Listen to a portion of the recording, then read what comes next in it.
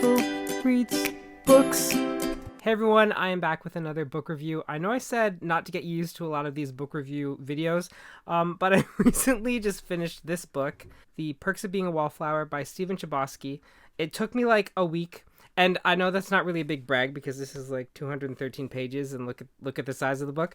But for me it's a big brag because like I only read when I'm really on the treadmill walking, so I finished this in a week, and it was one of the best books that I've ever read. Before I jump into the book review, though, I just wanted to say that next week I'm not going to have any new videos coming out on Monday or Friday. My birthday is actually next week, so I thought I would just take the week off to really create some more videos for the Plan to Week series and put a lot more effort into Season of Heroes, which is the board game that I'm making. I really need to figure out how to market it better, and I'm going to watch some marketing videos and figure that out. But let's get into this book. This book was one of the best books that I have ever read, and I don't know why it took me so long to read this. I was first introduced to The Perks of Being a Wallflower when the movie came out in theaters in 2012, I believe it was. I went to go see it. I think the first time that I went to go see it, I saw it with my sister Victoria, but I'm not sure because I know I saw it a couple times in theaters. And I absolutely loved the movie. In 2012, it would have been in my like early 20s, I think. And even though the main character in Perks of Being a Wallflower is a teenager, I think he's like 14 at the start of the book, I never related to a character more than Charlie. I've since had friends who I had in high school tell me that they loved this book and that they read it in high school and that it was one of their favorite books. I think the only reason I didn't really come across this was because my high school reading list was kind of a very strange list. It was what we were reading in school, so like, you know, classics like To Kill a Mockingbird. For reading for pleasure, I was reading like Star Wars books and Lord of the Rings, and like exclusively that was it. So nothing else really crossed my paths except for classic works or like Lord of the Rings or Star Wars stuff. But I've had this book for quite a while, and I didn't want to get into it because I love the movie so much, but I don't think I've seen it since it first came out in 2012. It's one of my favorite movies, but it's very emotionally rough for me to watch. And I'm kind of a sap when it comes to anything, any kind of media. I will cry at the drop of a hat in any TV show, and it's kind of pathetic actually. Like I will cry at anything. So this book, and relating so much to the main character, it just makes for a very emotional viewing, and it made for an emotional read. I think it was kind of funny because as I was reading this, I was on the treadmill, but every time I was reading this, I was like just like crying, walking on the treadmill, reading, crying. So it's kind of funny. But for those who haven't read it, The Perks of Being a Wallflower is a story written through a bunch of letters that Charlie writes to an anonymous reader. And it's basically about him, his first year in grade 9, dealing with kind of who he was, breaking out of his shell. He's very intelligent, very smart. He meets these friends that don't like necessarily give him the best habits, but you know, he's never really had close connections like these before, and they affect him very deeply. Throughout the book and the movie, you can tell that Charlie is dealing with deep trauma, and without giving away what happens to him, you kind of see little bits and pieces of how this trauma has affected his personality and stunted his emotional growth throughout the whole book and the movie. One of the things that really got me with this book and with the movie is this deep-seated trauma that Charlie experiences and has to go through, and how that trauma has created him this kind of introverted self, really. Even though my own trauma was different than the trauma that Charlie experienced, it had the same sort of effect on our personality and our growth.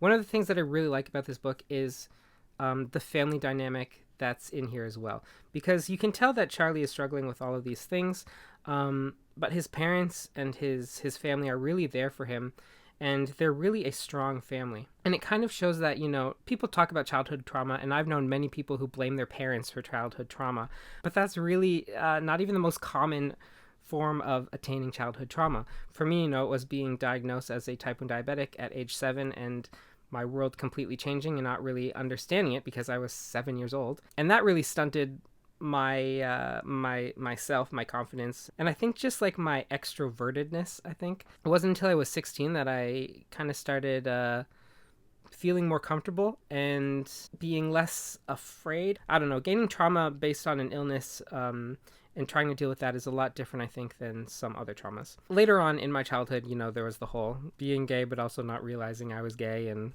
and growing up in a Baptist household. But, you know, that didn't really manifest until my 20s when I was like, oh yeah, there's trauma there. But I just found this book so strange because reading through it, it was almost like seeing myself to a certain extent. Charlie has these tics and these fears and these internal thoughts that I have had for like my whole life. Numerous times he talks about thinking too much and getting too much into his head. And I pretty much live in my head. So it was very strange to kind of see this and connect so much with a book. One of the other things from like a literary standpoint that I found was interesting was this book kind of chronicles Charlie's grade 9 experience. So it starts before he's about to enter grade 9 and where he is at the end of the year. During that time, he's introduced to a number of classic books from his English teacher who gives him extra books to read and extra assignments like essays and stuff to write because this teacher can see just how intelligent and smart Charlie is. And one kind of brilliant thing that I found while reading through these letters is the subtle shift in Charlie's writing style and tone as the book goes on. By the end of this book, it's not like he's some incredibly talented classical writer or anything like that, but there's sort of a refinement to his voice. And I found that so interesting reading the whole thing through, just how subtle the changes were. I thought it was really brilliant writing on Stephen Chbosky's part. So do I recommend this book? Yeah, I do recommend this book. I think that most people will get something out of this book. I've had friends from high school who said that this is one of their favorite books and that this book means so much to them. And I think everybody can relate to the character of Charlie in some way or another. I found it so interesting just because it was almost like a snapshot of me, but I'm sure that is true for many people who have read this book and who love this book. That being said, go into this book with the knowledge that it is written from the perspective of like a 14-year-old. So I'm not really sure that I would qualify this book as YA. There are some mature themes that pop up throughout the writing, but be aware that the tone of this book, the writing, is from the perspective of a 14-year-old boy. Also, if you are triggered easily by like, you know, just very emotional content, maybe, you know, set this book aside until you think you can handle it. I went into this book knowing about the movie and knowing how much that movie really spoke to me. I'm not sure that I was really looking for an emotionally heavy read, but as I was reading it and after I read it, this was exactly what I needed. It was such a great book. It's one that I will definitely read again. It was just really great. One of the best books that I've ever read. And yeah, that's it for the book review. Thank you for listening. If you have read The Perks of Being a Wallflower, or even if you've seen the movie and you've liked it, or if you didn't like it, please comment below. We can have a discussion about our feelings on the book. If you have other books that are similar, I would love to hear your recommendations. I'm currently reading Cloud Atlas, which is a book that was also turned into a movie, which is, again, one of my favorite movies. And it's going pretty well.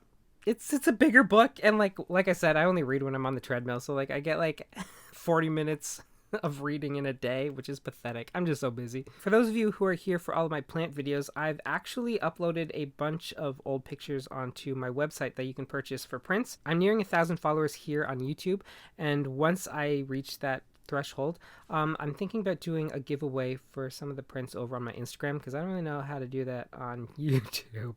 But yeah, you can follow me on Instagram. My information's below, and I'll also post on here when I'm going to do that giveaway. But yeah, see you in the next one. Thanks again for watching. Remember to like and subscribe for similar content.